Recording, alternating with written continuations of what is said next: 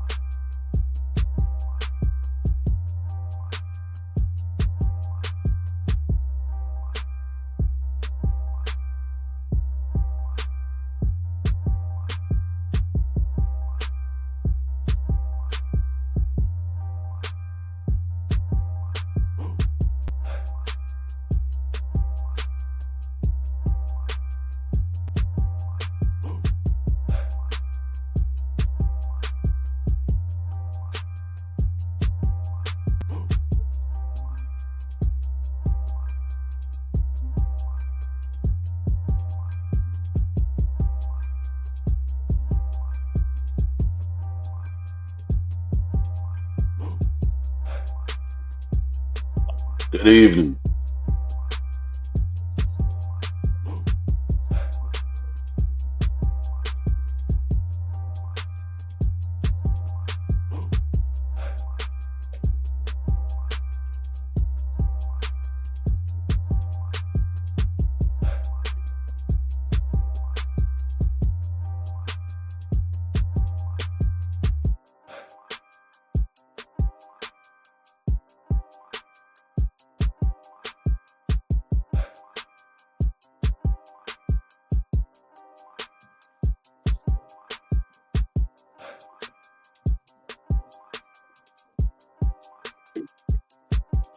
What's good, bro?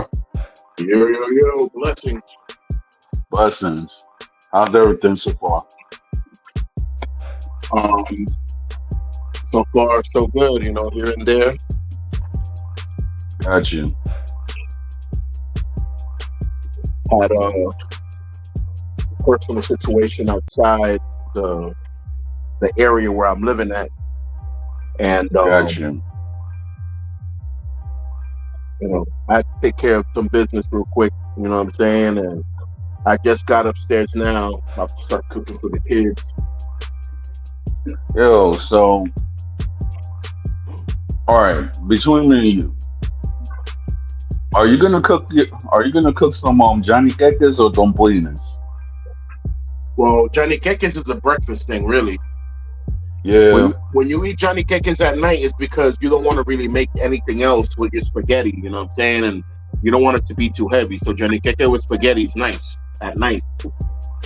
Yeah. But Johnny Cakes, Johnny Cakes is supposed to be a breakfast thing. You Yep. put some salami in there, some queso frito. You have yourself a Dominican breakfast sandwich. Exactly. Um, like always, bro, I want to take the opportunity to just send a quick shout out to the listeners, the followers, the commentators, the people that share the broadcast, all the ears that are listening, what I'm saying, listening forward, speaking forward. I want to send Yep. them a big blessing, let them know that it doesn't matter the turmoil they're going through, they're going to see their way through it. You know, don't think that the darkness is overpowering you. Doesn't matter how dark it Exactly. is, you can still see a beam of light. Follow that beam of light; it'll take you home. Exactly. I also want to take advantage since I had a situation yesterday and I couldn't pull up to the show. But I today, understand. since it's open topics, I want to take advantage and use the open topic to actually talk about what I wanted to talk about yesterday, which All is right.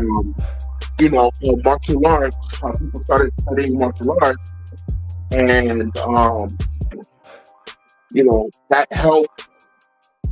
helped a village and villages and generations of people after to learn how to defend themselves for freedom.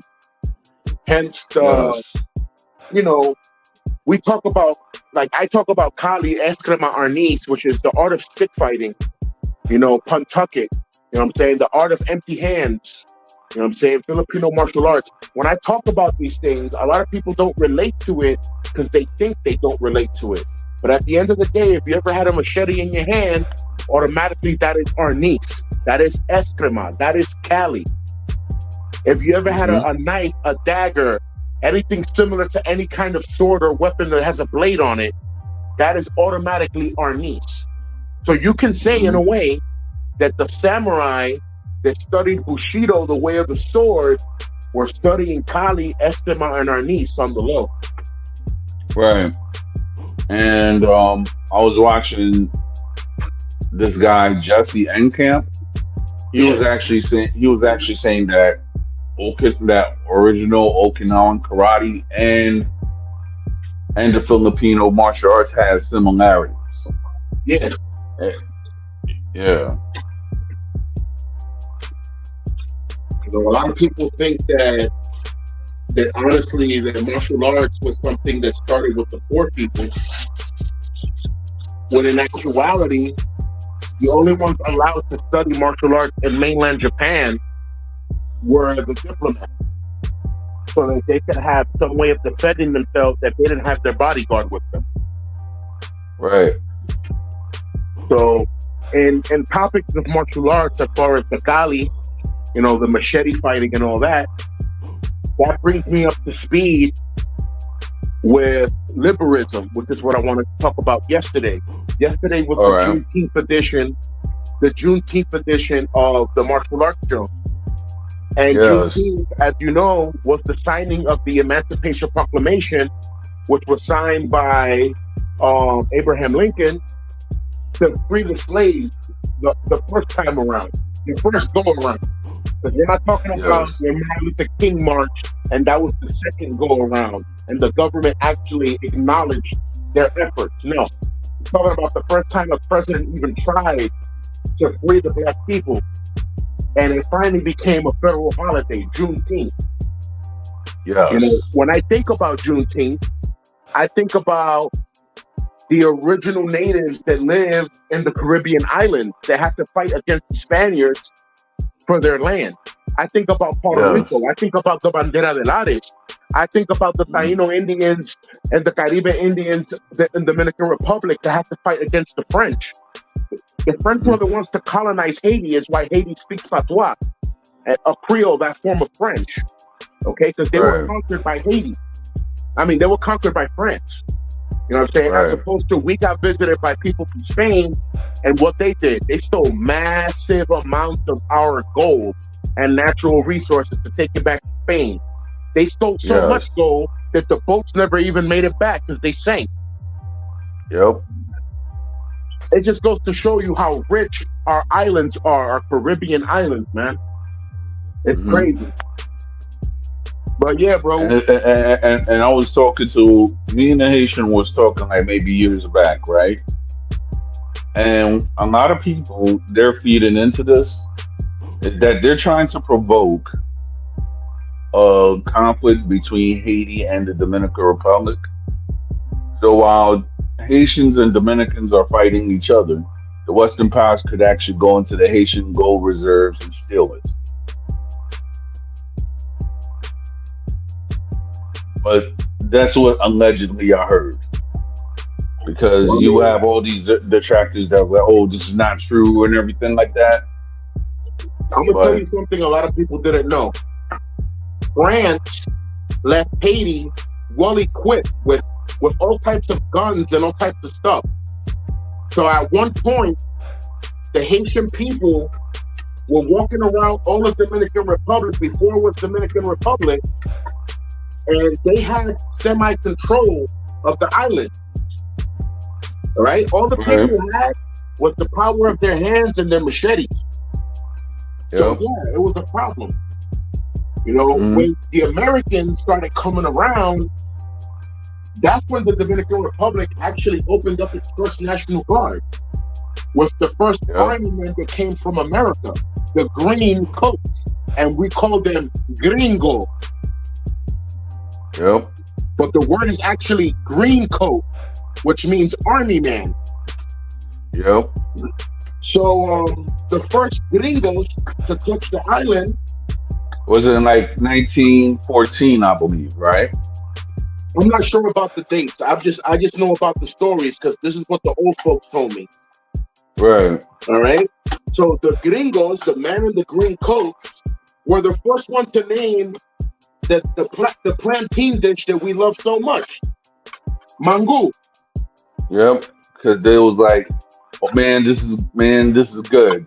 Man, And this is since this good. and the Spanish vernacular is like, okay, mango. So And that's therefore it. that's where we get They the took name. it for what it was. Oh, mango. Yeah. That's what we're gonna call it for the rest of our life. Yep. Man, that mango must have been good, boy. Yep. For real. Yeah. Shout out Irby. How you doing? Irby, blessings, brother. Gotta come Yo, up but with something today, man. yeah. But talking about topics and everything like that. You heard what they did to that dude up in Queens, right? What dude up in Queens? Well, the dude that went up and violated those 13-year-olds. Uh-huh. It looked like yeah, like around the Flushing area, Corona. They actually tied him up. They actually beat him. They actually beat him up, tied him to the railing until the cops arrived. And nobody know who these people were, but they actually did the due diligence and getting that guy off the streets. That sounds like DR to me, bro. Yep. We don't play in DR, bro. Like, in DR, you see, very different from America. People steal here, and they walk around other people like no problem. In DR, you get caught stealing, you can't walk around regular people because they will put you up. And Exactly. God forbid, if the cops have you tied down and you're walking up a street that you were stealing from, everybody in the vecindario is gonna come and hit you, and the cops ain't gonna do nothing. They're like, "That's what you get for stealing." Or in certain videos that I've seen, they actually seen guys. They actually tie a guy up to the pole and they give him a whole bunch of palazos to the back. I've seen all types of stuff, bro, and I've been there for many of these things. They don't play in Dominican Republic. The reason why the tradition and the culture is so strong is because we don't want to raise delinquents in DR. We want to raise people that are going to do good so that the future of tomorrow is guaranteed. Yep. This is the problem with America, bro. America does not care about tomorrow's generation. If anything, America is setting up tomorrow's generation for failure because they have time to wait. They have money. Mm-hmm. They can condition our generation now so that we're mentally messed up and we have mentally frustrated children. And when they go to school, their light bulb is going to get popped like they popped our light bulbs in school. And now we're going to feed them different agendas that they shouldn't even care about. Why does a third grader need to know about LGBT? Nothing. That's what I'm saying. I'm like at the end. No, this is my thing, right? It's not only about the LGBT. Why does a first, second, or third grader has to know about sex? You know what I'm trying to say? Period. And it's like, okay, like for that's like to me, right? They're going and they're saying like, all right, we're gonna go around and teach you. That's like giving some children some corn. You know what I'm saying? Like giving a corn magazine. You know, I'm not gonna say the actual name because of YouTube guidelines. So therefore, that's like the same thing as giving a child a corn magazine. And I'm not with it. And then Irby went up and said this. Now I know that you're a military veteran. What is your intake about that? Listen, brother, it's really simple. As adults, as parents, Our job is to preserve the innocence of our children, not Right. destroy it, not put them in a situation where where it's going to get messed up. You know, not be like these parents that want to walk their kids to the pride parade. Like, my man, the pride parade is not a place for children. You got grown ass I men, agree.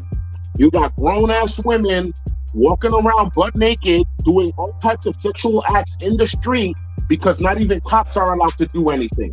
How much power is that? I know. Listen, y'all can come knock on my door and bust a cap in my head if y'all want, but the truth is going to always be said by this man. And I'm going to say it like this. Children do not need to educate themselves at any kind of form of sexuality if the age of consent for sex isn't up to 18. So why the hell are y'all in my schools teaching my kids what a pee-pee is, what a vagina is? Exactly. Oh, we're Yo, not what's up, binary, Urban? even though we were born with genitals. And not taking away parents' consent now. Now, if the kid feels like a boy or a girl, they could just go up to their teacher. They don't even need their parents' consent anymore. It's called emancipation. Yeah, I'm like, to me, it's this.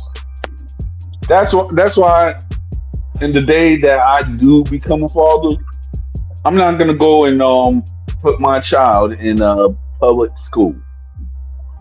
The reason why I see it is this. My experience is, I'm not gonna go around and say I'm the smartest guy, because I'm not. But I'm seeing from the curriculums and everything like that, you see kids who are smarter. You see kids that that they're educated and everything. But then you have certain people who are, that they just want to push their warped morals on kids. And me and my wife, we were just actually talking about that. When we have kids, we're not going to be down with that. Yeah. But what y'all think about the draft? Fatal. Well, okay. Okay. Before I answer, I'll let Pete answer, since he's a military veteran. Fatal. Yeah. What you just said right now is called parental emancipation, where the child takes it upon themselves that they feel conscious enough to abide by a civil law, even though they're not the age of consent. Yep. Now, because of that, the power has gone so crazy that if a boy decides to tell his teacher, I feel like a girl, they will go put that on paperwork, because the child has emancipation laws backing him up for all the craziness that's going on. But hold on. Let me put a footnote on this. That emancipation law went so crazy to the extent that when COVID happened, they made a bylaw in the school where if your child is sick, they could take your child to whatever hospital they feel like without your consent as a parent, and let you know that your child is somewhere being taken up in quarantine for the next 14 days. You can't see your child for 14 days? Yeah. Bro, they're doing too much. It's supposed to be power to the people. They've taken the power from the people away. And then on top of it, what is your opinion about the draft, Pete? The draft? Yeah, because the drafts have been happening since before the dawning of time. Right. Certain people need to get drafted, because if not, they're just going to sit on their mama's couch. But do you think some of these people some of these kids, especially like the Gen Z kids, the younger kids, are mentally fit to go in the army? Fatal. There's people that are 35 years old that aren't mentally fit for anything. You understand me? I'm not in line or in accordance with trying to subjugate the people and order them to do something against their will. So I'm not with the draft per se. Yeah. But understand this, without a draft, right now with the situation that we're going through, our American Army, and these aren't secrets, this is something you can look up in Google if you want. The American Army is supposed to have 85% of its troops on land, because the Army defends this nation. The Marine Corps, we go around the world, that's different. The Navy, they're in the water. Coast Guard is in the water. So the job of protecting the island The mainland is the army and the civil guard per se. Now, what happens is this: we're not at 85%, bro. Yeah. Everybody's military overseas. Everybody and their mama is overseas. If we're at 15, anywhere between 15 and 35%, it's a lot. And that's bad. That's very bad. You know why? Because the only ones that are trained with certain kinds of weapon are those people. Anybody in the street can grab a 9, a Glock, a 45 and start shooting. But if you're not properly trained to shoot, you're wasting bullets. If you're not properly trained in the weapon, your weapon's gonna jam and you can't use it again. So how much of a soldier can a street person be without proper training? Training needs to come through. That's the only good thing the draft is good for, to train the people. But at the end of the day, bro, understand that all branches of military are under the government as servitude. At the end of the day, it's the army that they're going to use to rally up the people when the people don't want to listen to the government. At the end of the day, it's the government that's going to send the army out to gather the people and take them to concentration camps. So we have to worry in all extents of a way. There's accountability on both sides. People going to get trained and then getting put against their people, and people not going, being sent to jail. The government wins either way. It's the people that's losing power. Yep. I do agree with you with the military, because I was looking at something when they said the Navy is basically depleted. The Chinese version of their Navy is bigger than the U.S. Navy. Yeah, but the thing is though, if you look at the Chinese Navy, right? They might have like, more personnel and everything like that. But as far as their equipment, it's not really top notch as far as the United States. Because even though China has a lot of technologies and everything, like their technology. Okay, we're not talking about phones and stuff. We're not talking about TikTok. Okay, those are their apps, right? But when it comes to like their actual technology, yeah, you got Huawei and then you got the Z phones. That's it. And then and then they have cars in China that we don't know about. Just last year, when I went to the Dominican Republic, there were some jack trucks, and jack trucks is not even here in the United States because Chinese cars, they don't meet the regulations in order to even come to the United States to sell. And I was on TikTok and I was talking to a Puerto Rican lady who lived in Dominican Republic. You see, like I say, everything that's made in China, right? When it comes to the United States, it has to be checked and made sure that it's worked right, so therefore it won't blow a gasket fuse or anything like that. Or in a bad case, the phone blows up just because of that charger, right? But that's the United States and the Western world, right? But let's say Latin America, Africa, certain parts of Asia that that are not financially stable, or we're gonna get this big help from China or whatever. The Chinese could actually sell you a defective product, and then there's no accountability because the government is not checking the electronics or anything like that. They're just so busy on getting money from China and everything like that. They're like, oh, we're gonna throw you free products and everything like that. It's like, oh yeah, I got the new phone and stuff, but the next thing you know, that phone might blow up on a person and everything like that, and the government can't really do anything about it because they let it into their hands. If you get what I'm trying to say, there's no laws to protect the people of products that are secondhand or pirated. That's the problem with China right now. Yeah.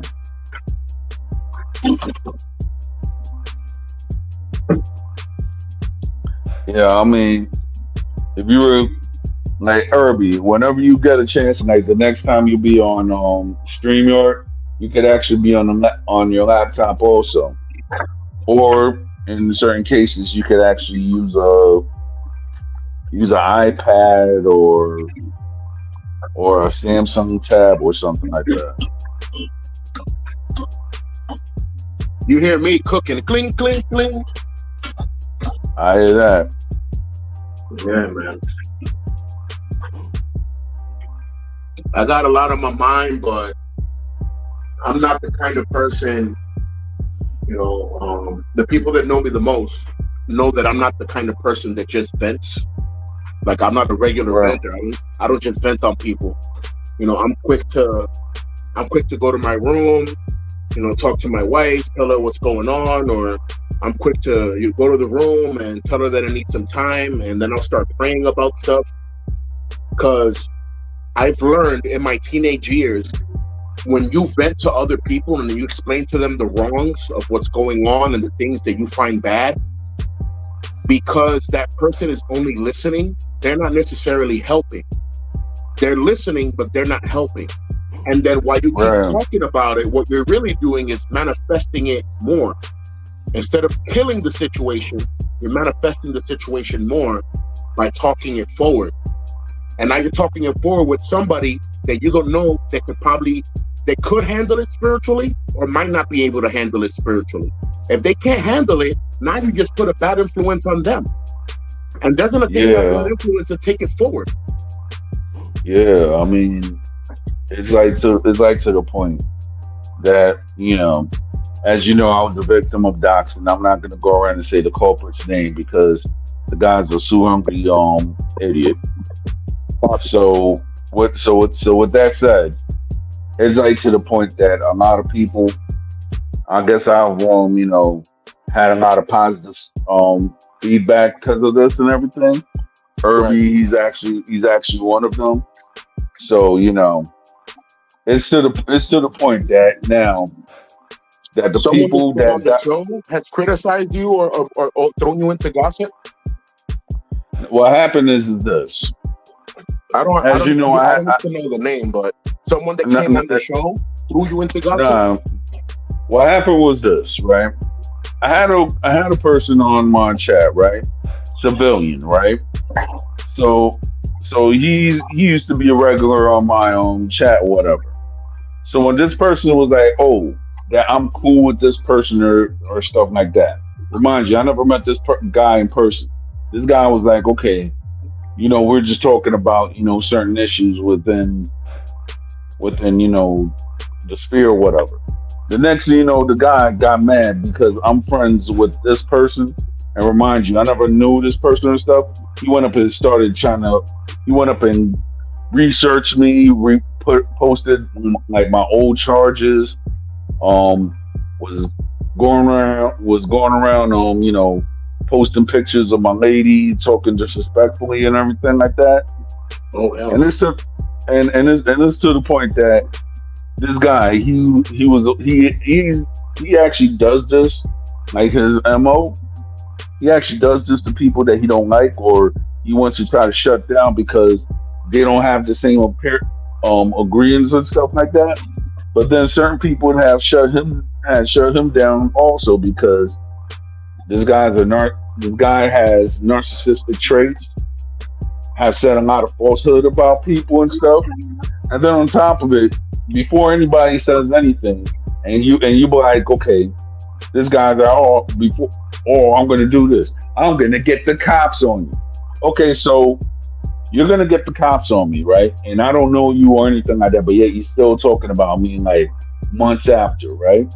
So that means that you got an obsession with people that might or might not have the things that you have. And then the person is so self-centered that they talk about all the money they have. And it reminds me of a quote that Bob Marley said, allegedly. The reason why I say allegedly because I went up and I posted a quote of Winston Churchill, and then Instagram went up and fact checked me or whatever like that. It's like you're in danger of being monetized or being demonetized on Instagram. But that's another thing. So the quote allegedly that Bob Marley said is that some people are so poor all they have is money. Right. Bob Marley did say that. Yeah. And that's So that has a deep meaning. yes, it does. Some people are so poor, all they have is money. Because a lot of people really think that money is the root to happiness. It's the Bible says money is the root of all evil. So Yep. I don't know how money brings happiness. Yeah, you have money to buy something that you want, but trust me, even if you have 100% of your wants, you're still not going to be happy. Wants are not what make you happy. What makes your body and soul happy is making sure that your needs are accounted for. The responsibility of, let's say, if you have kids, if you have elders that you have to take care of. I don't want to be rich. I've told people this 100 times. I just want to be prosper. What's the difference? The difference is being prosper. I have money to spend, but I have a good line of credit as well. So if I need something that I actually need, I can just go and get it, grab it, and bring it home. I don't have to worry about taking money out of my pocket or asking anyone to buy it for me because my credit is good. My money is good. You know, if I don't need the product, I take it back. It is what it is. I just want to be prosperous. I want to be able to have enough to be good and help those around me that are in need. There's so many family members and friends that we have that are in need, and we don't know because they don't want to say anything. People have a lot of pride. Yeah. And then there's other cases where people don't want to tell you their problems because they know you're not going to help anyway because you can't. So they don't want to. Yeah. Burden you with their stuff. Yeah, they don't want to help you with their stuff. They know you're going through your own stuff. Mm-hmm. Listen, I have a cousin who lives in Brooklyn. When I was going through a bad depression last year, you know, starting around October. And I know we spoke about it, but we never spoke about it on the radio. All right, I was going through a bad depression in October. I called one of my cousins, and he's my cousin through my mom's side. I hadn't seen him in 20 years. This man said, pull up to my crib, sent me the address. And when I pulled up, without even asking, bro, this man handed me $400, you know, handed me a pair of sneakers. You know what I'm saying? He was like, I don't know what you're going through, but whatever you're going through, it's temporary, bro. You're going to be good. I said, thank you for those words, man. And he's not even Christian or a believer of any kind. All right. You know, so it just goes to show you, like he was telling me, like, bro, you've done so much good for a lot of people that you're going to go through trials and tribulations because you affected the kingdom of the darkness. Yeah. So you're going to go through some shit. I believe that also because it's like I'm not gonna go around and say, okay, I'm done my share of you know, good towards people, which I'm not gonna go around and put my deeds out there or anything like that. Correct. But it seems that you have certain people who you know who are just jealous of anything like that. Like for example. You cut it out.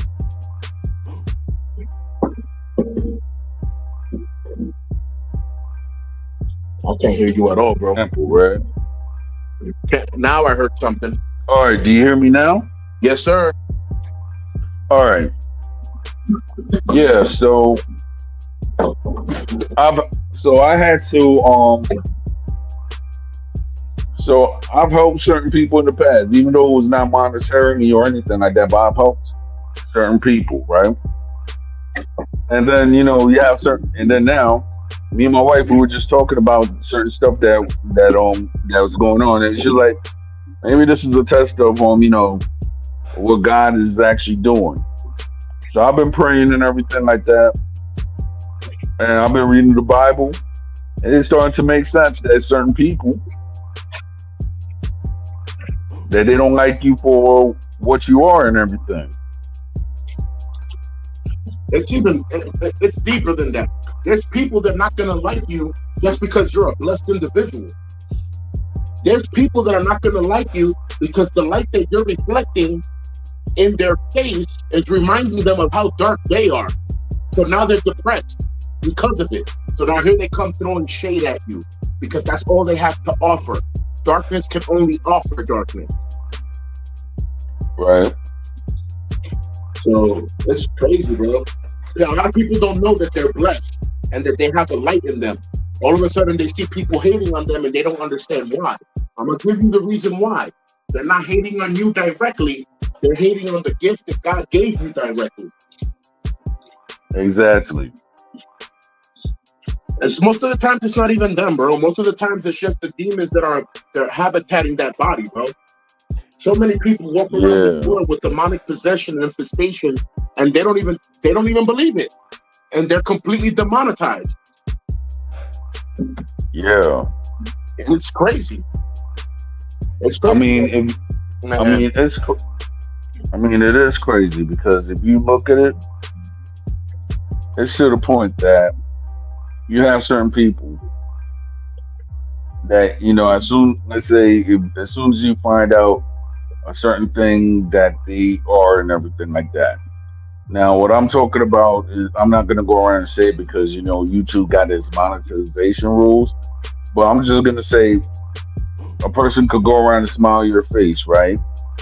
But then as soon as you find out that that person might be a predator or anything like that, now I'm just going to tell you the truth. I'm not going to go around and hang with a predator.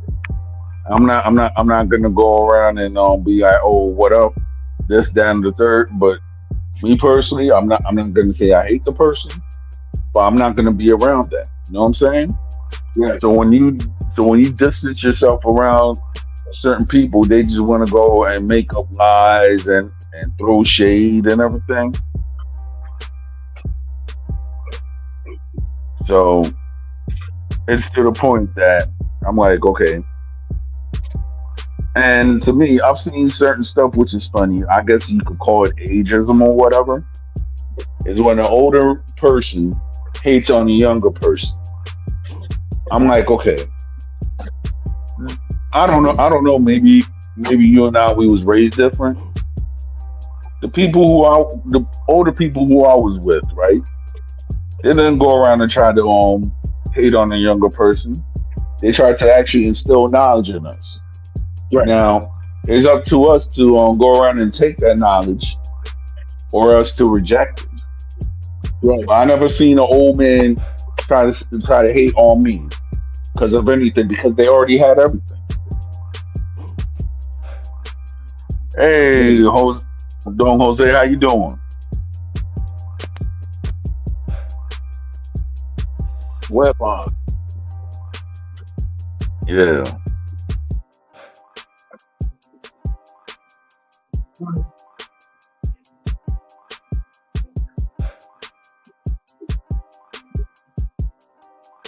Well, in San Pedro, Right. there's very, very few elders that hated on the youth. If anything, they hated on the actions of the youth. They hated on how the youth would want to, randomly knock on people's doors and run. Like, you don't know what a person's going through with their back or with their leg, and to get up just to go open their door and then there's nobody there. Yeah. I mean, I never did that. Thank God. I'm all, like wherever I walked in San Pedro, I'm like, okay. Or the single me at the time. I'm gonna be honest. When I was a single man walking in Dominican Republic, right? The stuff that people could say, oh, you have to Mac or anything like that, you never really had to do that. And it could be just like a simple gesture, and if that woman likes you, she would just give you her number right there. That was like mid. This was like around the 2002, 2005 era of Dominican Republic, and it was like, okay. It was like to the point one day I just went up and I just took off my hat and I just got a number. Now in the United States, all those customs is actually forgotten. Tell you the truth. I'm from a more traditional San Pedro where if a girl liked you, she actually walked you to her house so you can immediately meet her parents. There was no phone number. Exactly. Nobody had cell Exactly. phones yet. Like the only phones were Exactly. the house phones, and they can Exactly. only give you the house phone if they have permission from the parents. But I was just reading Yep. a comment that Skeleton put up saying, "I'm more heathen than Christian, but I prefer non-snakes for company." 100%. 100%. Yeah. So, with that said, now I know that over the years, that over the year, this flow of migrants, I guess is, and a lot of people are talking about everything in New York, which is happening.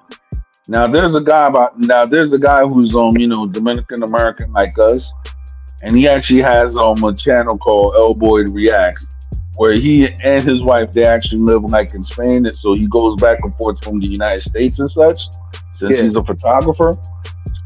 So his thing is that whenever he reports about New York and stuff, that's how I found out about these Venezuelans. The ones that's been stealing phones and all this stuff from women in New Downtown, York. the problem that's going Yeah. on downtown. Yeah, keep going, bro. and and then this thing that happened in Corona and all these happenings. And then when there was like, oh, these are the guys that are doing it, and they said the name, I was like, what? Like, are you serious? Like, they were not even talking about New York alone. They were saying that these guys went up and they unalived a woman, like out in Atlanta, Georgia, and such. And they're actually stealing a lot of people's cell phones around the country, so therefore they could they could hack a certain person's bank account and send all the money back to their own countries. Yep, scamming all the way. Yeah, Sad, man. Really sad. yeah, it is. And the government is allowing it because they're the ones bringing these people here. If you go, there's live footage of people in Venezuela, being told, oh, jump on this van, jump on this bus, we're gonna cross the border, we're gonna take you over here, it's okay, we got you. And then when they're getting over here, they're realizing, oh, there's nothing here. Yeah, the people that are already here are already suffering.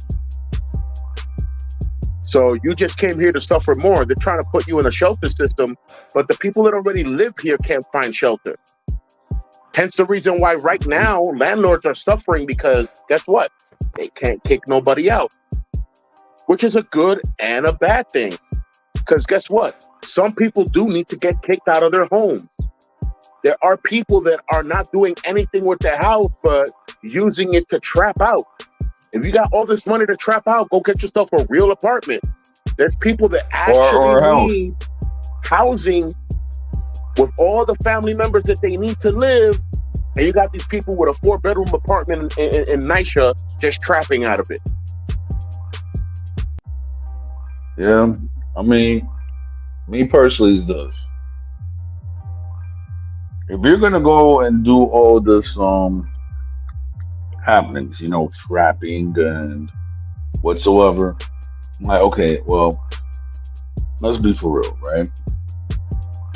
Trapping is trapping if you don't really have the person to teach you how to actually manage your money instead of doing frivolous things and bringing attention. That's one thing we could say that certain groups have when it comes to them making their monies, right? You see people actually own their own businesses or whatever, where they won't even need to travel. What's up, Tiger Job? But then you have certain people that they just listen to hip hop all day telling lies. It might be the truth, but guess what? What truth is it when you don't have power or you do not have financial power to stop the gentrification in your neighborhood?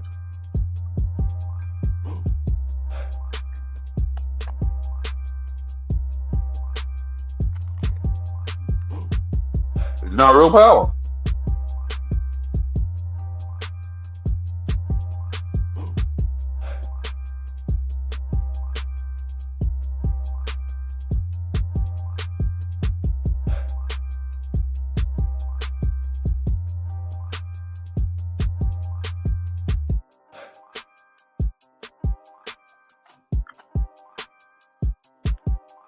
All right, so I'm back. Oh, my mic was off the whole time. So I was saying, Yeah.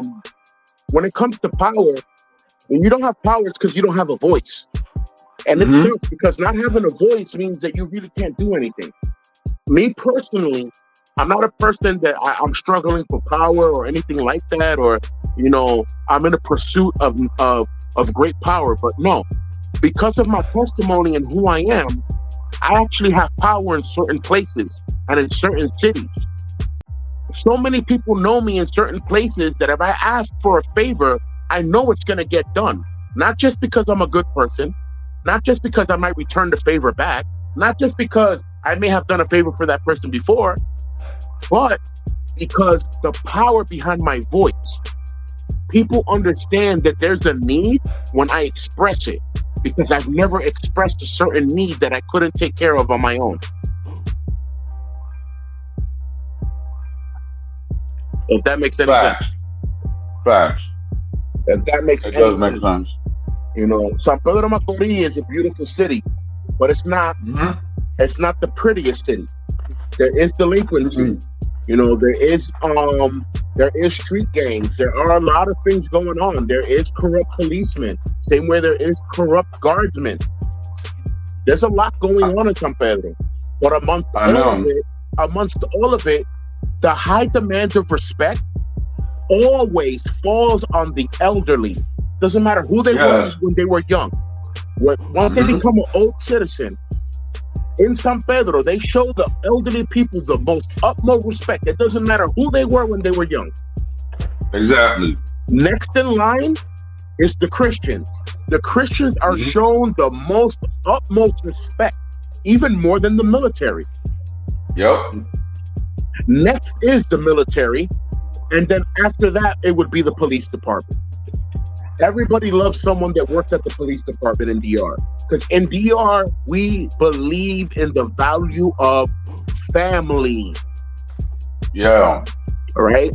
Anybody who's anybody, fireman, policeman, electrician, the Verizon guy, they come from a family, people that love them and or hate them. hmm To hate somebody, you have to have love for them at one point. Right. Because you're wasting your time just hating on a person. That means you love to hate that person. Yo, trust me. And that's what it. And that's why I've seen right for these past months a person that I guess loves to hate me. Since I am a homeowner and everything, Right. it was like, oh, you want to criticize my choice in the house that I got. Okay, well, you could go around and diss me all you want on the choice of home that I bought. I'm happy with it. I don't care. I don't care what another person says. Right. The person want to go and try to pick on my wife's weight or whatever. Well, I love my wife, right? Whatever she is, it's my choice, right? Right. So if you want to go around and try to go and put what your preferences, what you should think, what my preferences are, you don't know my preferences. First of all, and second of all, a lot of these so-called alpha, want to be alpha male chauvinists and everything like that. They want to go and they want to try to fat shame women and everything. And my thing is this: everybody knows somebody who might have been, will have weight challenges and such. What gives you the right to go around and diss a person just because of their weight challenge? You don't know if that person might be a good person or anything like that, but you're gonna go around and diss that certain person because of their weight. I believe that is so shallow.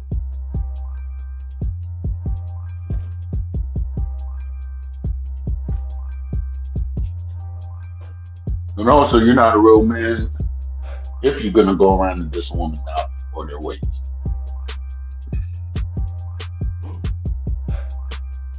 Yeah, I'm back. I was reading the chat and I had pressed back instead of pressing the X. And it Yeah, so I'm like, oops. yeah,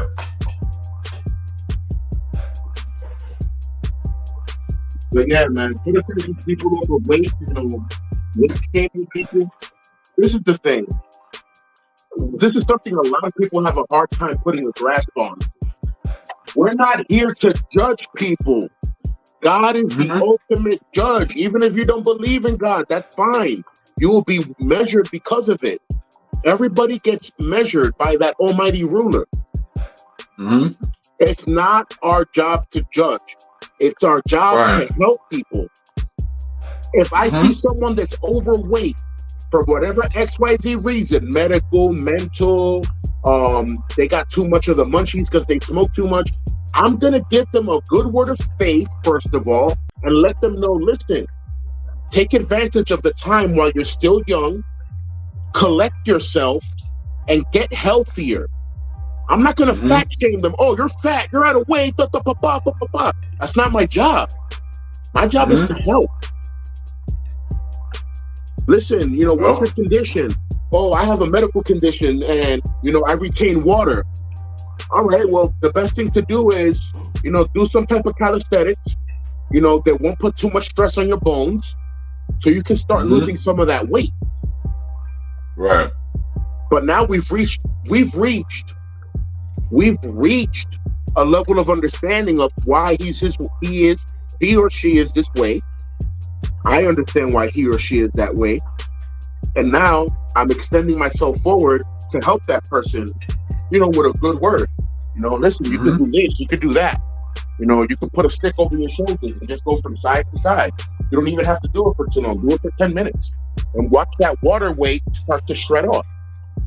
yep, You know, and it's something simple, but to the eyes of the Lord, you're doing it out of kindness for that person's health. You're not sending that person to hell because they're fat. You're not going to say that their life is going to be a shamble because they're fat. Who the heck are you right, to say any of that? Who are you to judge that person? That person exactly, could be the steam puff marshmallow man. I bet you they're happier than you with your skinny ass. right, Oh, you're over here criticizing a fat person because they're fat. All right, but that person's happy. And you're over here depressed seeing that this person's fat. I think you need to check your priorities. Put yourself straight. exactly, I've always said that. Like, if you have time to criticize people, you have time to check yourself as well. hmm I'm never out here shaming people. I'm never out here judging nobody by their character. I've always said what the Bible says. Tus acciones te juzgarán. Your actions will judge you. right, You got caught doing this and this. Now you're upset that people are calling you this and this because they caught you doing this and that. You can't get upset, bro. Your actions have judged you. And right, DR, bro, DR is very infamous for this. You could do good for 364 days in a year. And on that last day, a bottle slips out of your hand and breaks. They're going to call you the bottle breaker for the rest of your life. right. and you're the kindest person in the barrio. You've never thrown a bottle a day in your life. That bottle actually slipped out of your hand. And now all of a sudden, you're the bottle breaker. Tú eres tira botella, rompe botella. Now all of a sudden, you have a reputation. You have a reputation for something that you didn't necessarily do on purpose. And now they're going to hype it up. So now you got people coming from other barrios like, yo, I heard you was the bottle breaker. What's up? Yo, that is the truth. I'm like, bro, a bottle slipped out of my hand. I was just chilling. I didn't throw no bottle at nobody. Oh, that's not what we heard. We heard that you was throwing bottles left and right. Oh, y'all made a legend out of me? Sure, I know, right? Wow, y'all turned me into a legend, huh? I'm a hood legend. I throw bottles at everybody. I must have a dispensary of bottles that I can throw so many bottles out, huh? I know, right? It's wild, bro. Like what we call Dominican exaggeration. Yo, bro, we exaggerate too much in DR, bro. Yeah, that is the truth. Way too much. I've seen it happen. Bro, I'm going to tell you real simple. You're going to laugh. I have a cousin. They used to make fun of him because he had small lips. Mm-hmm. You ready? Yeah. One day, a bee stung him in the lip, and his lip was huge. They started calling him Bembong, which means big lip. I know. Right? So here's the funny part. Here's the funny part. It gets funnier. When the big lip went down and he went back to having little lips, they still kept calling him Bembong. I know, right? I'm like, bro, how is he Bembong still? His lips are back to next to normal. Nah, don't worry, bro. He's Bembong for the rest of his life. I'm done. Yeah. You want to hear one of my funny nicknames? I'll give you a testimony. En Barrio Mexico, which is my barrio in DR, in San Pedro. Yeah. Barrio Mexico is my barrio. I am San Pedro. I am Barrio Mexico. That's me. All right? And Uncle De Leon is. You know what I'm saying? Barrio Mexico, where I'm from, the Barcelona company came and they did mini games and stuff with the people so that people could have fun, enjoy themselves. And they were handing out free bottles of liquor and all that stuff. Right. I signed up for one of their mini games. Was the person who could eat the most dumplings drowned in cheese. Dumplings ahogado en queso. Yeah. That's one of my favorite. I wish I could have that right now. That's one of my favorite dishes. Yes. Right? So when they said that they had that concurso, that they were going to do a contest, I signed up for that immediately. Yep. I ate about 32 dumplings, bro. Dang. You know what was my nickname out here in Mexico for a good minute? Como dumpling? Pedro Bollín. Wow. Okay, a dumpling and a bollín is the same thing. Right. A bollín is just a dumpling made out of cornmeal. Right. So I ate 32 dumplings ahogado en queso, and I drank a whole 2 liter of Coca-Cola by myself. I went to the place, I was full, and they gave me money. But everybody in the barrio for the next 5 years, Pedro Bollín, Botija. I'm like, Botija, damn, bro, that's the fat dude from El Chavo. Yo, you know what's funny? You might have known my uncle, like from Consuelo. Everybody knew him at one point in time. Bro, I know your whole family. I know your whole family, bro. I walked all over that. My family from Consuelo as well. So you've been to. So I guess you have met my pops in the past, I guess. Most likely, bro. Because I used to work across the street from Ingenio Consuelo. And everybody, any man, there was a man from Consuelo worked at the Ingenio, either as a guard, a sugarcane engineer, chopping sugarcane, doing something. Every man I knew worked in Ingenio Consuelo. Every man. Yeah.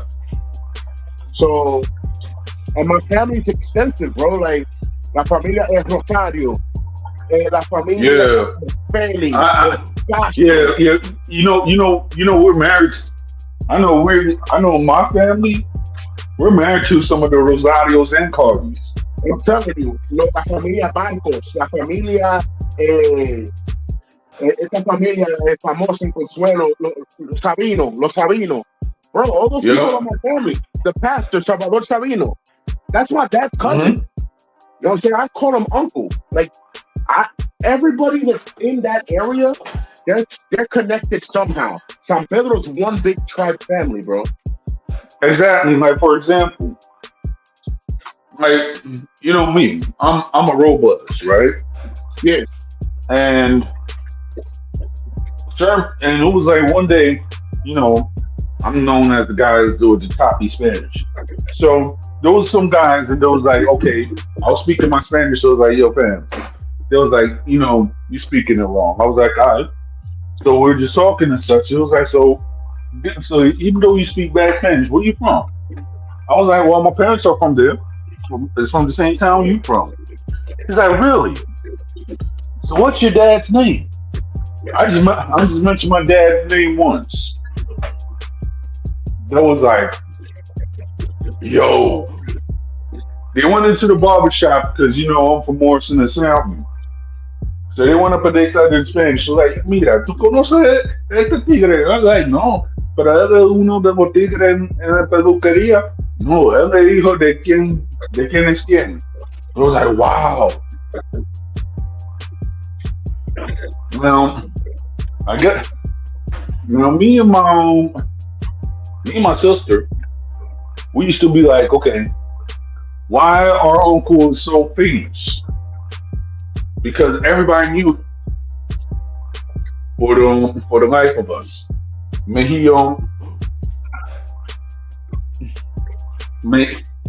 Well, you know, may he rest in peace. If you talk to your father, he would know who my uncle was.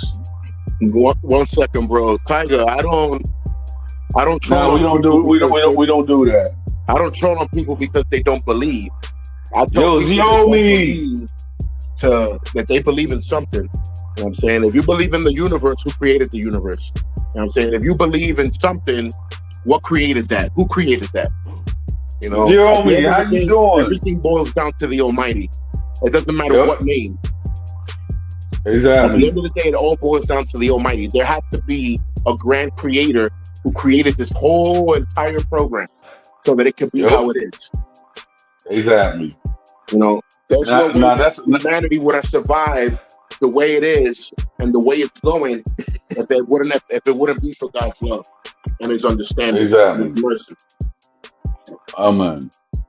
For real. Yo, that's a surprise right there.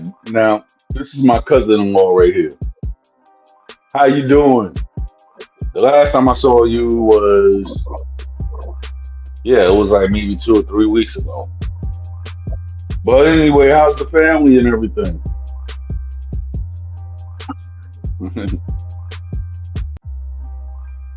Some of the people should get up on the board and come on the show and start talking, let their voice be heard. Yeah, I know.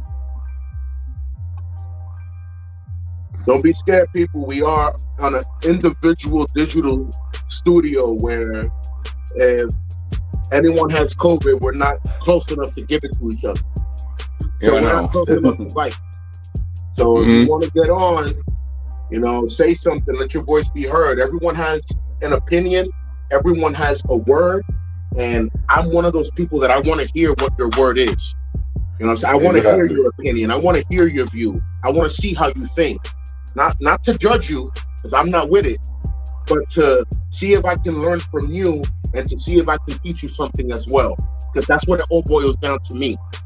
I don't ever have debates about faith, about religion, about how people are. I don't have debates about that. I have debates about how people don't want to help each other. We're here to help, not judge. Exactly.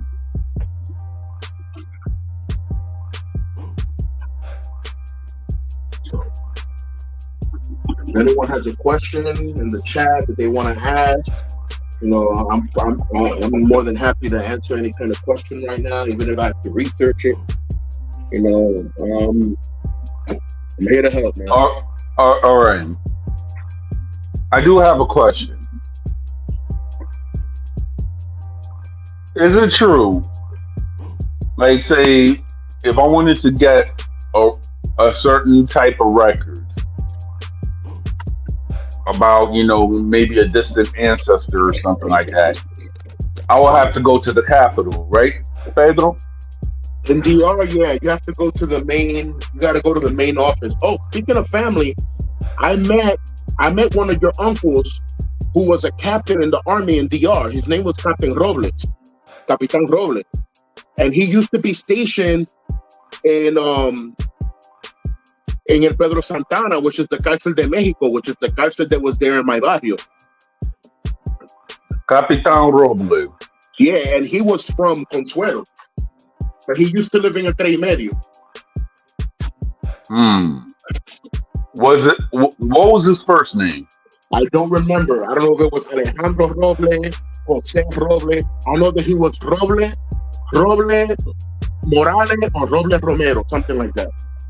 Oh, well, then that's a cousin of mine. I'm telling you, bro. Yeah, because huge. Because it's like, I do know that I do have a lot of family in the military and such. It's a good career because honestly, it's a respectful view. They're not getting paid a lot, and and don't expect them to. But it's a good view when you go home and it's 4 o'clock in the morning and people are not supposed to be outside and the police want to come around. Listen, I'm from El Ejército Nacional. I'm just going home. I just came off of work. Está bien.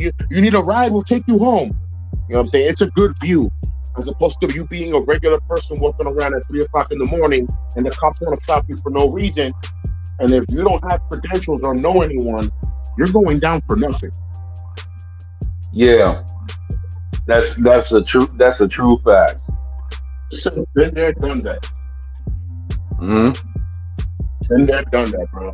One time, I had left my Marine credentials at home because I had switched my pants up, so I didn't transfer my stuff from my old pants to the new pants.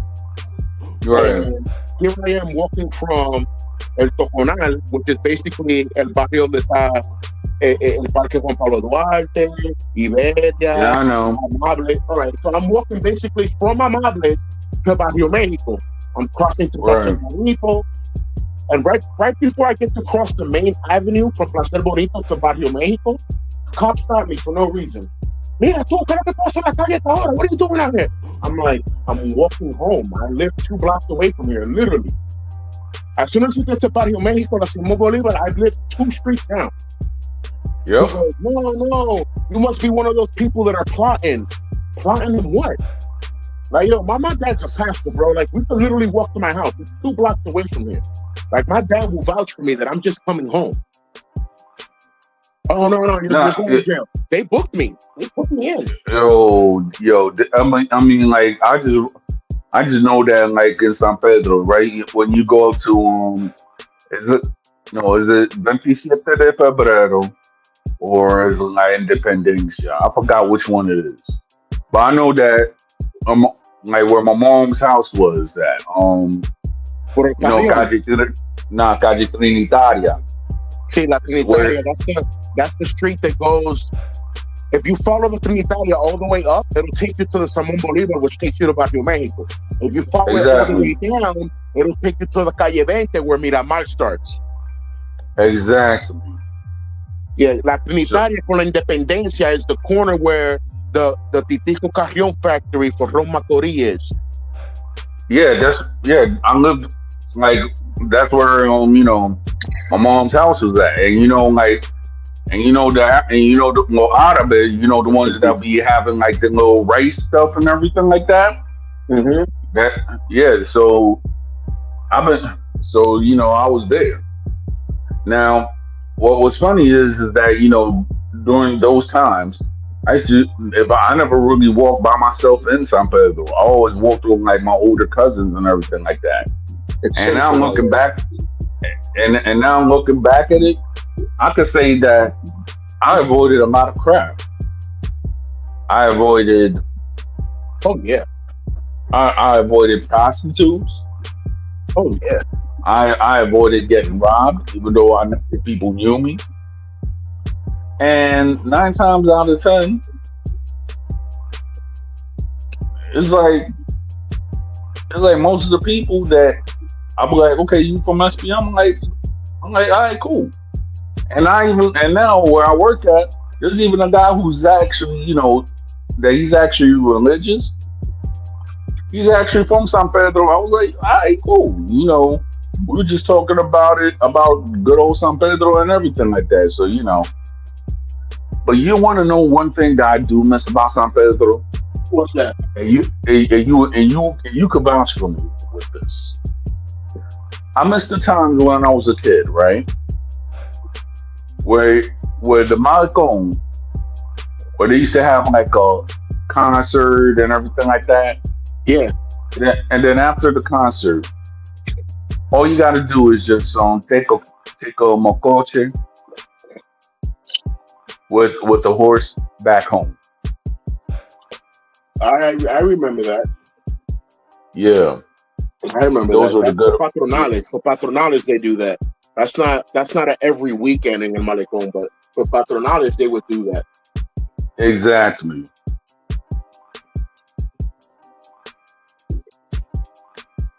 Yeah, that was different. Yep. You know what I miss San Pedro for? What I you miss miss San San Pedro. for? I miss San Pedro for the people, bro. I Me miss too. my barrio, bro. I miss my part of the village. You heard? I miss Yep. I miss the Buenos Dias. ¿Cómo está Pedrito? What's today's adventure? What are we doing today? Are we doing martial arts today? Vamos a jugar pelota. Está lloviendo. It's raining. Let's go outside and play tag. I miss the people, bro. Yeah, I mean, I ain't gonna lie, I miss the people too. And For those that are listening, I'm very close to the artist Villano Sam, and I'm very close to the artist, Vaquero. These are people that I've walked the mile with. You know what I'm saying? These are people that I've broken bread with, that we've gone out on missions and went to people's houses, and we done painted people's walls. I helped Villano one time paint his bed frame. Like, I have personal history with these people, and I never, yo, talking about that, you know who I was talking to just last week? Who? Huda. Oh, okay. But then Huda was like, wait a minute. He was trying to remember you and everything like that. I was like, yo, that's Pedrito. He was like, dang, it's been a long time. Because, he's up in another city right now. So, behind the scenes, you and I, I'm going to hit him up like tonight. So maybe we could talk on WhatsApp or whatever.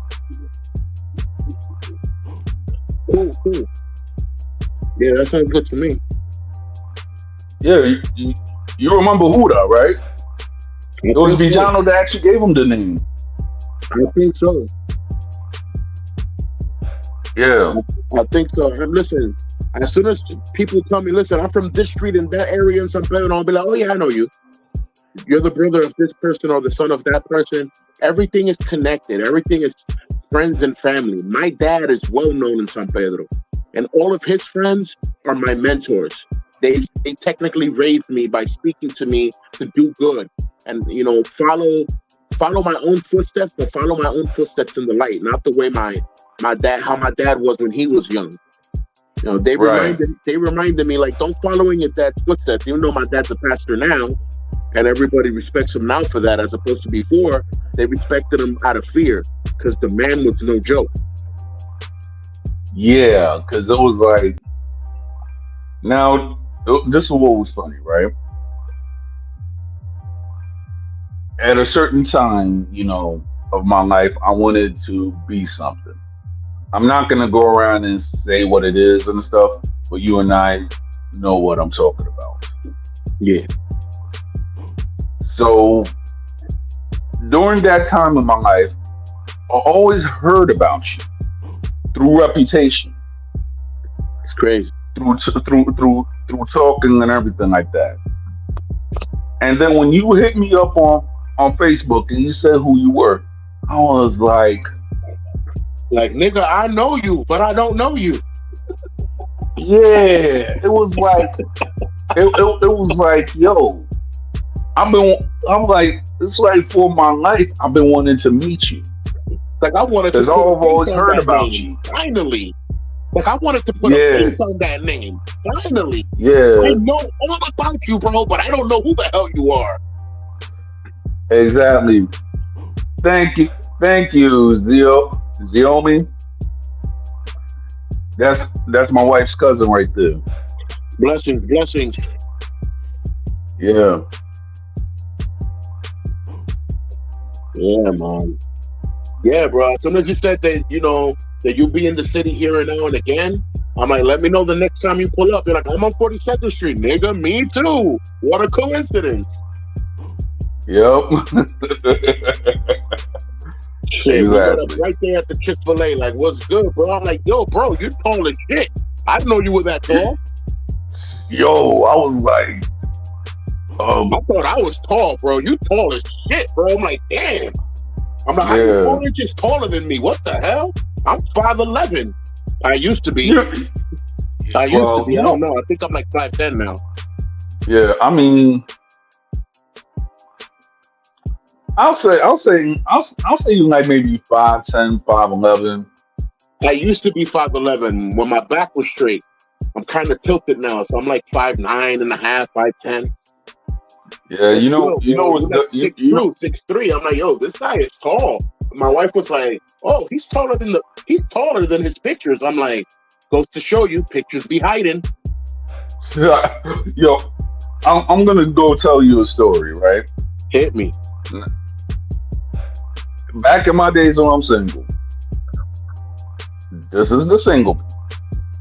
I was supposed to meet a girl that lived in the old barrio where Vijano lived at. You know what I'm saying? Yeah. So her father went up and owned the store and everything like that. And I was supposed to date her. Now I just showed a picture and everything like that, and I'm thinking like, okay, homegirl looks good and everything. It was a I clip picture. It was like she looked like her picture. It's just that she was afraid Mm. of my height. Oh. She she was like, this, like, geez, you a damn giant. Yeah, I Yeah, get it. I hope to see you too soon too. Yo, Tiger Job, she's not into trolling. And the thing is though she's not about that troll life. So, she's just showing her support. So that's one thing I gotta say. Tiger, what's up with you and trolling, bro? What happened is this. Like one of the guys that, that be here, the Blazing King, right? Yeah. So Blazing King and him, they've had a beef on TikTok, So they and troll each then, and, other then, back and forth? and so therefore they're trolling each other back and forth because this ain't that Blazing is not South Asian or whatever, and Tiger John happens to be Sudanese and Haitian. So it's like a back and forth with them. I get it now. And the thing is though, he tagging me and all this and stuff like that. I mean, I ain't gonna front. It's laughable. You know what I'm saying? I'm like, okay, so this person is that. I'm like, okay, they're doing this, that, and the third. I was like, hey, I mean, it's comical. I'm not going to lie. I was like, okay, the ones, and then Blazing said his thing like he said like last night or in the other stream. So it's just you know, it's really funny. Like There was a guy, I kid you not, that I had a stream. It was like maybe a month or 2 months ago, right? So there's a guy that I actually be on his stream sometimes, and he's a content creator by the name of Aggressive Defiance. Shout out to Aggressive Defiance. Shout out to my friend Crisis Black, and shout out to Dog Soldier, because y'all held me down during those times. Now back to what I was saying. Now, Aggressive Defiance, he actually talks about another content creator by the name of Jack Frost, right? All right. That he actually um that he's actually done that. Oh, beg for me. He's like one of those YouTube creators, like, oh, beg for me and everything like that. But then but then I guess a lot of people's seeing that he was a scam artist. So it was like, yeah. So basically, my friend is making fun of the scam artist. So the guy who actually got the scam artist voice down packed, right? Went up and he actually showed up and he was like, "Oh, this is Crack Frost." And this guy went up and had me laughing throughout the whole stream. So Wow. it is, yeah. I was like, dang, this guy. I was just laughing. They was like, "Yo, I haven't heard you laugh that long." I'm like, "Yo, that dude was funny." It'd be like that. Yeah, that is true. It was like, for example, I'm so glad when I went to console, I didn't date nobody, or when I went to the console party, I didn't get with nobody, Right. cause no, that's San Pedro, Xiomi. Barrio Mexico is in San Pedro. Yeah. Right? When you come to San Pedro, the first thing you see Mhm. is Gondolio. Gondolio pertenece a San Pedro. All right. Right. And then you come to El Barrio de los Pescaderos. Right. Then you come to Barrio Punta- Blanco. Yep. And when you Punta reach Pescadores. your Punto Pescadera, right? Right. Los Yep. Pescadores. When you Mhm. reach the middle, or when you come in, it says "Welcome to San Pedro." That part is the part that connects Barrio Mexico, Plaza El Bonito, and Barrio Blanco in one shot. Hmm. All right. If you go down to the right, you're gonna end up, pa la área donde queda la Iglesia Católica, right? Right. If you go straight down the middle, you're gonna end up in Plaza El Bonito. But if you hit the left and you go into your left, that piece of area is Barrio Mexico until you reach La Punta, what they call Punta Garza, right? Punta Garza's all the way to the left past Barrio Mexico, but all the way to the right past Barrio Mexico is the Tres y Medio. After Tres y Medio is Consuelo. Yep. So I'm very familiar with San Pedro, to the point where, like, I can tell you where certain things are that I can remember, and there's people from certain areas that will remember me just because I walked through there. Like, I've done walk through all of San Pedro just because I wanted to have that mental map. You know what? You and I, when it comes to San Pedro, I'm not so much good with names, but I know if I was. But for some reason, ever since I've been a kid and stuff, and I used to walk with my cousins and stuff, I can never get lost in San Pedro. I know San Pedro in and out, bro. There were many times I didn't have money for that guagua and I had to walk home.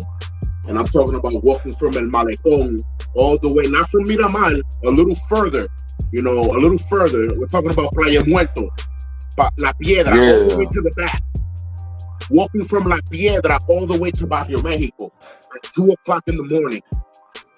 Ducking the cops when I'm hearing them come down the street because they're quick to book anybody that's walking in the street by themselves. Oh yeah, but that junk got worse because now like like how back in the day, everybody they used to chill and stuff up in the Malecon, right?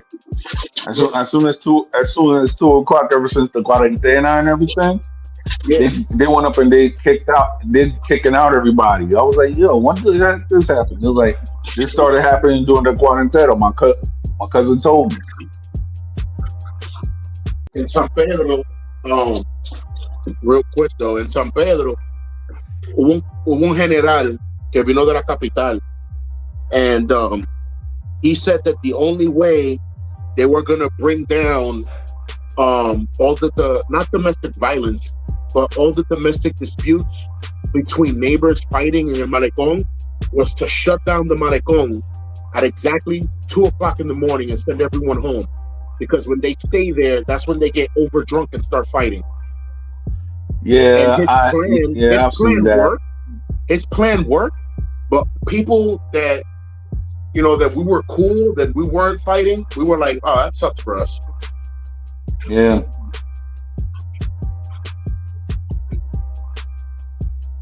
I mean, yeah, it does. Sure. Why should the good Yeah. people suffer with the bad? Even the Bible says, hasta los justos I pagan know. por los pecadores. Mm.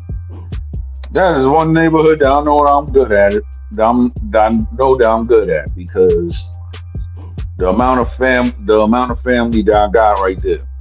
I could be walking and I'm not gonna go around and say my real name. It's like I'm okay, I'm like I'm good. I'm here.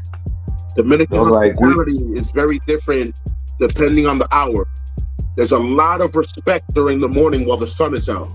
But once that sun Yep. goes down, if you're in an area that you don't frequent through, you might get quickly pushed out. Yeah. That is a Papá y fact. trombone. Only because they're Mhm. trying to keep their neighborhood safe. And if you're a weirdo, a strange person, they've never seen you, you're not walking with somebody that they know, you're in trouble. Oh yeah, that is for sure. That's a dead fact, bro. I'm telling you, I'm from Barrio Mexico. There's plenty of Right. times that the viejos come out with the calderos and start banging. Ding, ding, ding, ding, ding, ding. When they Yep. do that, all the tigres come out with their machetes. Everyone Oh yeah, comes that's out. a fact. Everyone That's comes out. What's that going that is on? I've seen that, bro. That's what I'm telling you, bro. My part of the village where I'm from, my barrio was different from the other barrios, bro. We didn't play that. Okay, ahí vienen los Oh, tigres de que sé yo qué. Oh, okay, we're gonna show them the tigres of Barrio Mexico right now. yo, it was like I'm gonna go and tell you a story, right? I'm not gonna go around and mention names, but you will know if you know, you know, right? Yeah, So my cousin in Punta Pescadores, right? yeah. He got into trouble or something like that, and there was somebody that was looking to unalive him with a 45, right?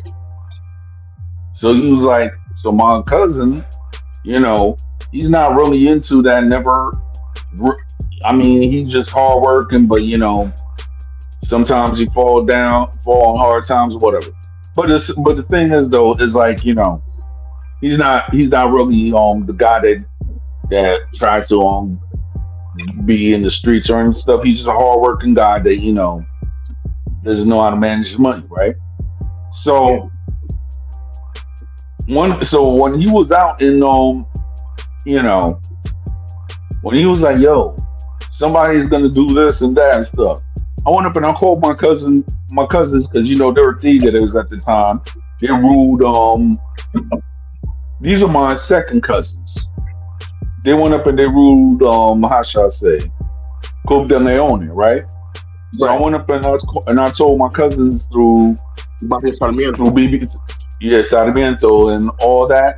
I told my cousins, I was like, yo, my other cousins in danger. So I went up and so just go around and keep them safe. So I told my cousin in Punta Pescadores, like, yo, go to Coupe de Leone in Sarmiento. Chill there. Nobody's gonna mess with you.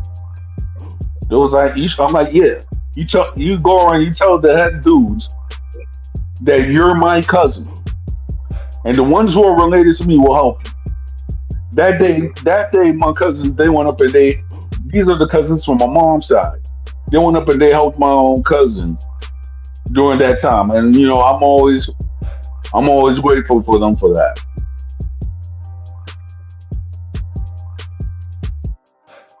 Yeah, So yeah,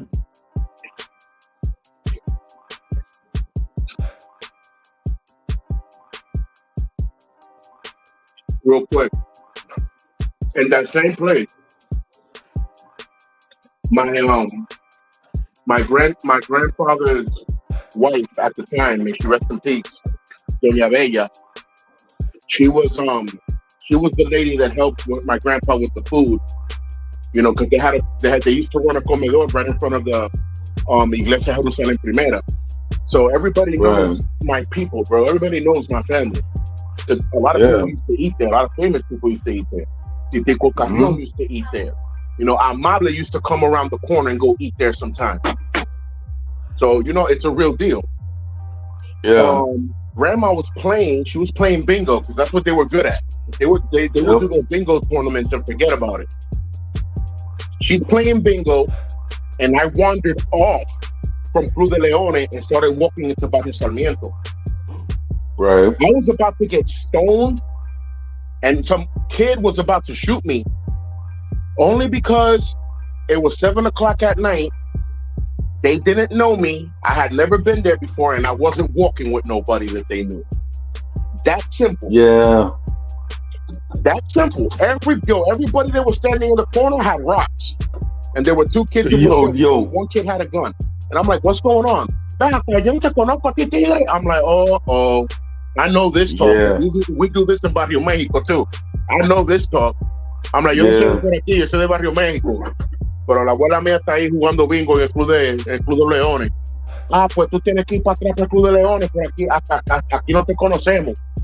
And right there, one of my cousins, or my second cousin, the cousin to the Rico Cartis, you know what I'm saying? Rico Carti Jr. was walking down the block to go to the store, and he saw me. And Pedrito, and I was like, "Dígame, Junior, tú conoces a Rico Carti Jr.?" Digo, el primo mío. Dice, "Ah, pues tú eres de los buenos." But bro, they were about to let me have it 2 seconds ago. but me, for some reason, that never happened to me. I mean, me being the guy that speaks the worst Spanish ever, right? Yeah, Anytime I walked up in Club de Leone, everybody knew yeah, because but I they was do. raised. Yeah, because there was like even all right. You know when you go to Club de Leone and when you go walk way up in the street, right? And you know that little colmadon right there, where there was a guy that that he was a little bit chubby and everything like that. He had his son, but everybody used to buy from him, right? Yeah, The last time I remember I seen that man, right, was like in 2012. So I was walking with my dad and somebody else. So while we were walking and everything, the guy, everybody, there wasn't going to go around and do nothing to me.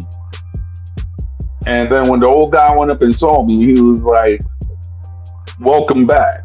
You know what I'm saying? It was just, it was family and everything. And then they went up and they shook my dad's hand. It's like I remember him when he was a little boy. What does that tell you? respect. I was, yeah, That's what that tells me. hmm, For real. yeah, Telling you, bro, it's knowing somebody or them seeing that someone you're with that they know, they're gonna respect you because of that person that they respect. If not, exactly. they will quickly disrespect you and then say sorry later. Like if sorry can cure a machetazo. Shot. Yo, No, they'll dad. come to the hospital and say sorry. But bro, Yeah, I know. sorry don't cure a machetazo, bro. I got 150 stitches on my left arm. Not me personally. Example. I got Yeah, 150 stitches on my left arm in and out because my arm almost flopped off, and you're over here saying sorry, bro? Like, sorry's not gonna pay the medical bills or nothing. I know, right? Oh, we didn't know you. That doesn't mean you have to kill me, bro. Yo, dad. That's why I'm like, I never really been to I've been to the capital, but I never really been to the hoods like that. So I'm like, If you okay, don't know nobody, you're not gonna make it out. You don't go to Capotillo because you think you're the exactly. man. You That's better why I'm know like, somebody in Capotillo, bro. You don't go to Capotillo thinking you're the man. You're gonna come out mm-mm. not the man. Exactly. That's why I'm like, if I go to Capotillo, I know who to call. And the reason why I say this is that the person I know who to call, right? One day, the person who runs 41 Capotillo, right? Okay. I was just on Instagram. So, he was praising he was, telling everybody that it's his wife's birthday. I was like, hold up. Today's my birthday too. Cool. So after a while and everything like that, me and him, we talk and stuff. Even though I haven't spoken to him like very often, but I know if I'm gonna ever step foot in that neighborhood, I'm calling that man first. Right.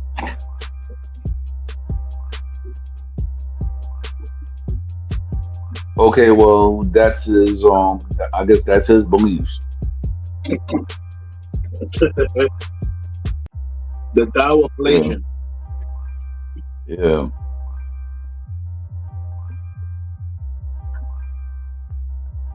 Yeah, bro. DR, man, it's not. DR's not everybody's ballgame, bro. DR is beautiful, but that doesn't mean that it's pretty. If you're not from a village over there, if you don't know nobody over there, don't try to go over there thinking that it's good and sweet, because it's not. Trust me, it nice in ain't. some places, but once again, the demeanor starts to change once that sun goes down. You're not known, and you're in the wrong place, and the light goes out. It's not good for you. Yeah, what's funny? Yeah, it's funny about Bonao, right? I never been there, but then when I started going out with my wife, I found out that I got family over there, and my wife's uncle and my cousin in Bonao, they actually know each other. I was like, seriously, WTF? That's wild. My grandpa moved his restaurant from Bonao to San Pedro. So he used to have his comedor in Caracas, Bonao. And yeah, very interesting. Nah, it's like I never been to Bonao. Remember that day that we was in the airport, Xiaomi? But the thing is, though, I was supposed to go to Bonao, but then I had to go to San Pedro because I had to handle something over there. So since I went up to handle that, I didn't go to Bonao. But hopefully that'll be up on my bucket list because I have to meet my tribe out there. For real. Yeah.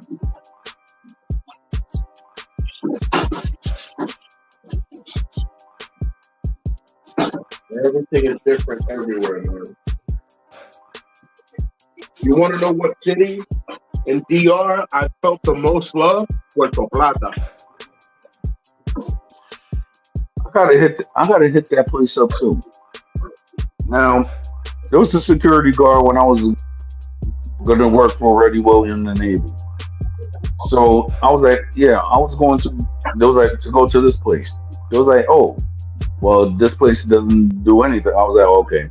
So they was like, oh, you have to go to the one in Harlem. I was like, guy, but. So the guy was like, so, what's your name? I went up and I looked at the guy's badge.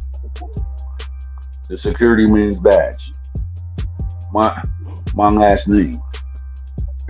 I told the man, you're not gonna believe what my last name is.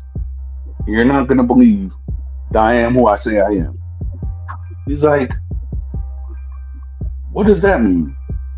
So I gave him my ID. He looked at me, he was like,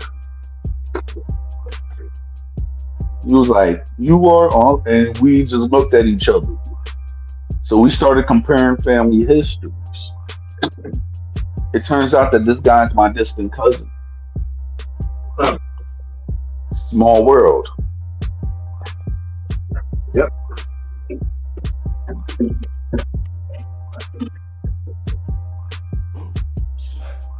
Small New York. Small New Yeah. York. I bump into people all the time from San Pedro, and they be like, "Man, tú no eres fulano." I'm like, "Oh, God, yeah, that's right." Yeah. Like I went to school with the dude, right? And I went up and I told my mom, I was like, yeah, I know somebody from Consuelo. And he said his so and so. Went up and I told my mom and I told my aunt. It was like, wait a minute, so and so, they used to live in the same block as us. And I went up and I told my friend. Now back in 2022, no, in 2002, we went to the Dominican parade and everything like that. I haven't seen my friend for a while. So when I linked up with them in the Dominican parade, I went up and I gave him a dap and stuff, and I told him this: my condolences about your grandmother. He looked at me. He was like, "Yo, how did you know?" I was like, "The world might, the world might be round, but Consuelo is little, so we know everything." So he was like, "Wow."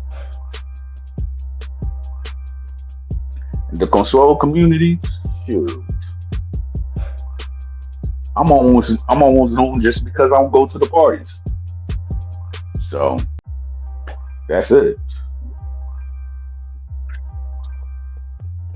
Yeah, in Consuelo, bro, there's so many parties. You end up meeting promoters, and once the promoters know you, they invite you to all the parties. Now everybody knows you. It gets crazy.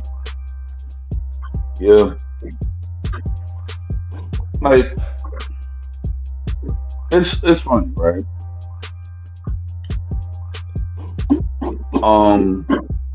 My uncle, rest in peace. Rest in peace. Yeah. Now, if you tell your father that you're talking to the nephew of the famous Manolo, everybody knew my uncle. And my sister, we used to say like, "Yo, why this uncle of ours is so famous? Did he do something? Did he murk somebody or anything?" Now, this is the thing. He didn't do none of that. He was a baseball player, and he served the Domin and he served in the Dominican Army at the time. Yeah, So he was a National there- Guard baseball player.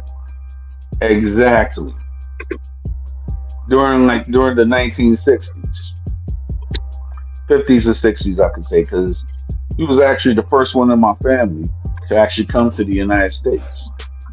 Go sit down and eat, kids. Go sit Huh? down and eat. Go sit down and eat, guys. Come on. Talking to the kids. Got you. They took a late nap. When they wake up again, they wake up hungry, and I gotta do something for them. Can't leave them like that. Yeah. You know what? You know what you could do with your kids that I seen the Rosters used to do when I used to be walking around Parkchester What's that? when it's the summer. What's that? Why don't you like the Rosters, right? Like why don't you just go and you and your kids, right? Well, depending of what ages they are. I mean, you go with them, right? And you take them out for a jog and everything like that. And Parkchester is a good place to jog, to tell you the truth. I mean, now it is. Okay. Yeah.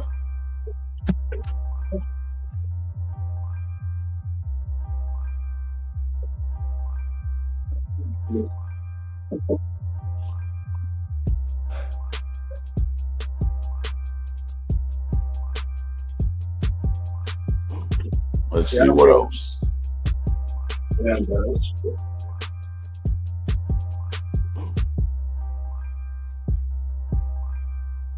Wow, bro. I'm about to. I already served all the kids, so I know they good. They know what to do with their plates when they're done. Right. But to start making my way to bed. I gotta be up at Hey. 5. But this is one thing I've always said about this show, man. This show is never ending. There isn't a one singular topic that doesn't have a continuation. You know? Exactly. When we talk about San Pedro, bro, we can talk about San Pedro forever, and wait till other San Pedro people start to join on and forget about it. It becomes a whole San Pedro movement. Well, I'll just say this, Yomi. Wednesday I was trying to talk something about the martial arts. I just went up and I opened this on Thursday because of, well, whatever. And I was like, okay, sometimes I might do it on a Monday, but I try to make the open topics for the martial arts on Wednesday. So therefore I could have that as a continuation or whatever. And then what I'm trying to do, if I get the certain right people to actually do it, I know you're one of the right people, Pedro. But what I'm trying to do, I'm trying to get the guy who created our sound. So therefore we could have something more to talk about. You know what I'm trying to say? Right. For the Saturday San Pedro Urbano shows. For the Friday or Saturday, I think I'm just gonna put mine for on Saturday because I was trying to do it Friday, but Friday I got to do something. So I'll tell you behind the scenes. You know what I'm saying? Copy. So yeah. Copy. You guys do the lives the same day every week. Yeah, I think he answered that. I just read that now. I'm late. Yeah. Armando is very on point and very by the rule when it comes to the shows. I'm not gonna say I'm not that serious, but sometimes I get involved in situations or certain things happen, or I work as an event staff with carnivals, and I'm a child safety chaplain. I've been doing that for 14 years. So sometimes I'll go to an event, and if a child gets hurt, I'm the one that needs to accompany them and the parent to the hospital on behalf of the school and on behalf of the state, so that everything gets reported, just in case, insurance needs paperwork so that the child can get, whatever money they deserve for the injury, the medicines, whatever hospital bill costs. So my schedule is not a schedule. Like, I'll be told I have an event from 11 o'clock in the morning to 3 o'clock in the afternoon, and something might happen, and I might not get home till 9 o'clock at night because I had to make sure that the child's paperwork was done properly and stuff like that.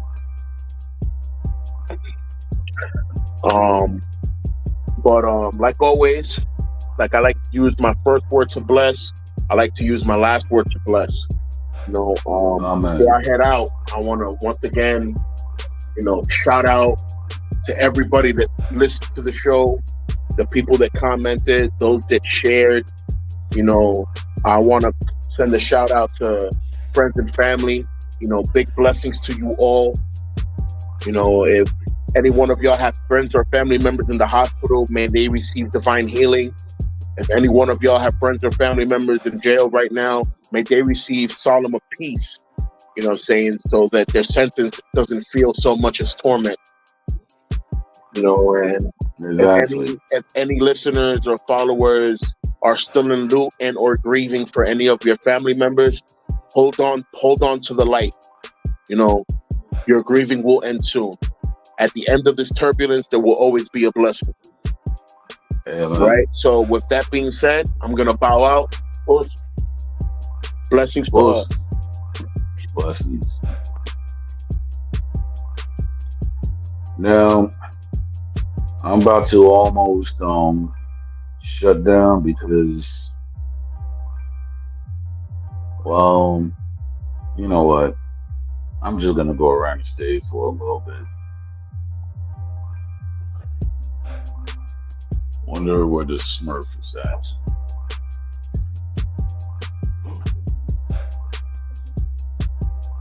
Oh, so that's you right there, sleep. All right. Yeah.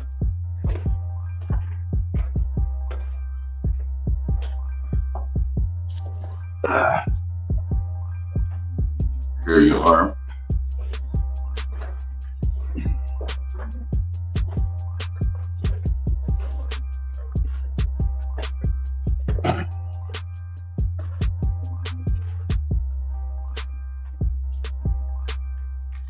Yeah, I'm gonna make you famous one of these days. It's gonna be right now. Yeah, yeah. I will.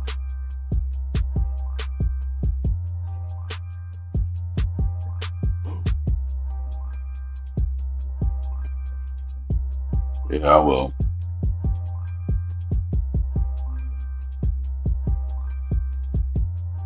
Come on, smile for the camera. Smurf.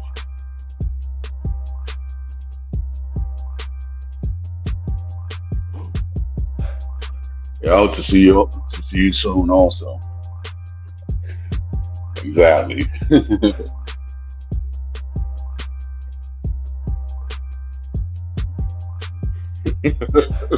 Yeah, that's it every day.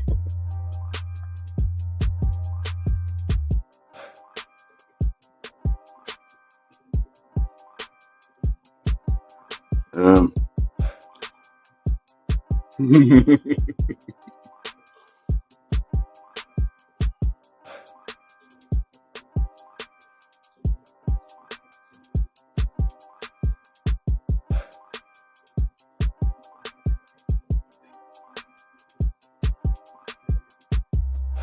I know, right?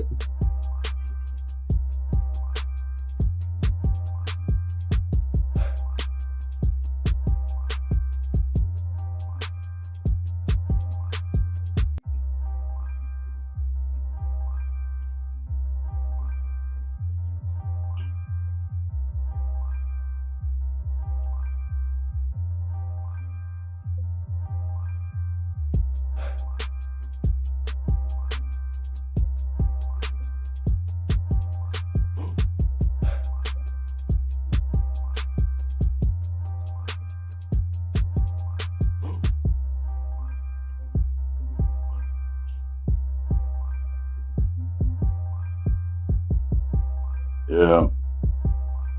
I'm like that bad guy, the James Bond films that always pet the cat. So yeah.